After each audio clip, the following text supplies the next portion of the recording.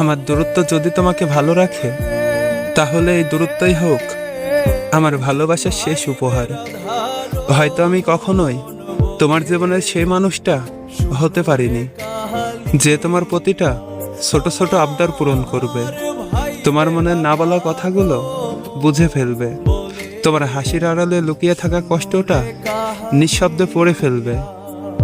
হয়তো আমি ছিলাম অপূর্ণ, হয়তো আমার ভালোবাসায় কোথাও না কোথাও ঘাটতি ছিল, আর সেই কারণেই ধীরে ধীরে তুমি আমার জীবন থেকে দূরে সরে গেলে।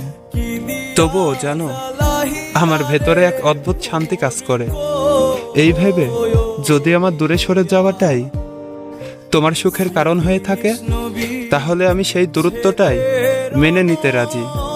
নিজেকে সরিয়ে নেওয়াটাও কখনো কখনো ভালোবাসারই একটা রূপ।